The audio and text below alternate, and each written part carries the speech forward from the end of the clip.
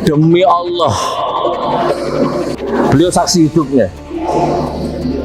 Ayo Gus, tak ganti semua kerugiannya sampean, tak tunjukkan ijazah aslinya. Saya jawab, aku mau diganti rugi mas, seneng aku. Tapi aku nang Solo, delok ijazah asli, ijazah sing endi? Kalau ijazahnya masih sama seperti di luar yang pakai kacamata itu, saya nggak mau mas. Tapi ganti ruginya saya mau. Tapi kalau saya ke sana saya nggak mau. Kecuali ada ijazah lain. Tak pikir-pikir kalau ada ijazah lain. Kalau yang seperti di luar-luar kacamata itu saya nggak mau. Karena itu aku yakin itu palsu. Tapi saya nggak bisa pengkhianat nggak bisa. Karena secara manusia beliau sudah sepuh, banyak bantu saya nggak boleh lupakan itu. Gitu kan? Tapi saya kecewa. Karena kalau saya mau, saya sudah terima uang duluan. Saya nggak benarkan dia datang ke Jokowi. Tapi dengan kedatangannya ke Jokowi, sekarang beliau berobat ke luar negeri. Tapi yang gawe mobil merah wingi malah viral meneh, ya kan? Wallahu alam bisawab. Itu ya jawaban saya. Saya kecewa. Sampai di mana tadi? Saya bertiga datang ke rumahnya orang. Orang ini baik. Dulu sebelum ada rezim Mulyono itu orang ini sudah kenal sama saya. Dia sering bantu saya, bantu masjid saya. Dia ratusan juta. Tapi saya nggak pernah ke rumahnya yang di Jakarta. Tiba-tiba saya diundang, saya ke sana. Kaget saya. Masuk ke rumahnya ini, loh, banyak polisi, banyak tentara yang jaga. Mobil-mobil barakuda itu. Pengusaha. Pintu gerbangnya ini segini tingginya ini Pak. Iya, dari kayu. Jadi kalau kita dangang ini, saking tingginya. Oh, Masya Allah. Oke, saya masuk ke rumahnya, ngobrol ngalor ngidul. Intinya akhirnya sampai ke bahas Mulyono itu. Gus, sampean gimana kabar? Pesantren gimana di Palu? Hancur mas. Gara-gara rezim Mulyono itu ekonomi saya hancur. Sidang di Palu, sidang di Surabaya, sidang di Jakarta, sidang di Solo. Hancur ekonomi saya. Pesantren saya tak kasihkan orang. Pokoknya hancur ekonomi saya. Oke Gus, gak apa-apa. Saya ganti semua kerugiannya sampean. Berapa?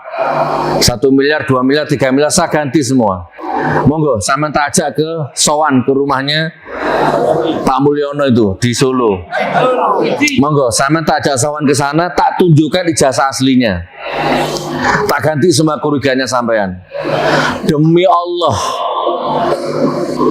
Ini ada anak saya, ada menantu saya waktu itu ikut. Saya bisa bohongi sampean, tapi saya nggak mungkin bohongi anak saya, bohongi menantu saya. Kehormatan, harga diri seorang ayah, harga diri seorang mertua. Masa bohong depan menantunya? Beliau saksi hidupnya.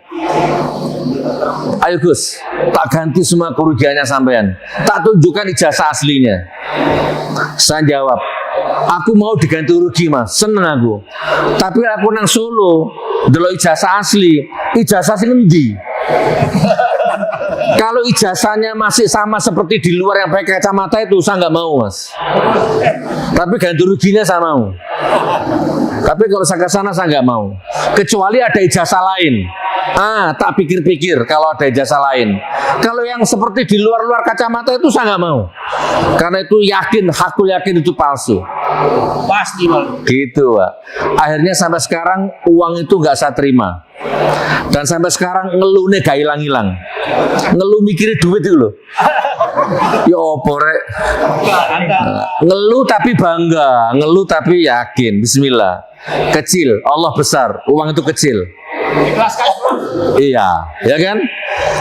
Jadi di saat kita tidak punya apa-apa, di saat kita butuh, tiba-tiba datang tawaran uang, tawaran mobil, macam-macam. Disitulah keimanan kita, kehormatan kita sebagai suami, sebagai ayah, sebagai Gus dipertaruhkan.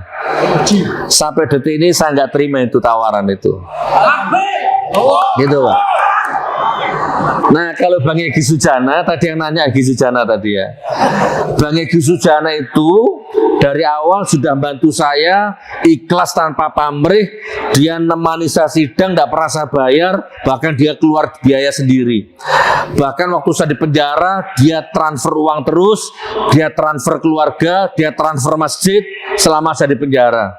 Dia yang besuk saya macam-macam. Secara sejarah tidak bisa dilupakan. Secara sejarah. Gitu kan? Nah, tapi secara dia sawan kemarin ke rumahnya Mulyono Jokowi, apapun alasannya saya nggak bisa nerima. Saya kecewa. Tapi saya nggak bisa pengkhianat nggak bisa, karena secara manusia beliau sudah sepuh, banyak bantu saya nggak boleh lupakan itu. Gitu kan? Tapi saya kecewa. Karena kalau saya mau, saya sudah terima uang duluan. Tapi Bapak Ibu, ini saya kasih bocoran. Beliau umur sudah sepuh, Pak. Beliau pernah dipenjara di sel tikus. Kan jenengan belum pernah dipenjara. Jadi ojo main duwong, Pak. Ya, di penjara di sel tikus 2x2, tidur duduk jongkok, BAB di situ, kecoa tikus macam-macam di situ. Di usia yang segitu udah sepuh, beliau orang mapan, orang kaya, tiba-tiba harus tidur di penjara, tidak boleh dibesuk, kumpul sama tikus sama kecoa. Gimana kira-kira? Itu ya. Makanya begitu beliau tiba-tiba dijadikan tersangka lagi, mau diproses lagi, dicekal nggak boleh keluar negeri, mungkin di situ titik lemahnya beliau. Gitu loh. Bayangno tikus, bayangno kecoa, bayangno sel. Gitu teman-teman ya. Jadi akhirnya beliau datang ke sana tujuannya cuman minta dicabut cekalnya, mau berobat ke luar negeri. Udah. Dan beliau sudah ngomong, saya nggak minta maaf. Ya udah, titik. Itu bagi saya cukup sudah. Wallahu a'lam bishawab. Minta maaf beneran apa enggak saya nggak tahu. Tapi itu intinya, Pak. Jadi kenapa saya nggak bersuara? Karena beliau selama saya di penjara, beliau yang bantu saya. Selama saya sidang, beliau yang bantu saya. Tapi saya nggak benarkan dia datang ke Jokowi. Tapi dengan kedatangannya ke Jokowi, sekarang beliau berobat ke luar negeri.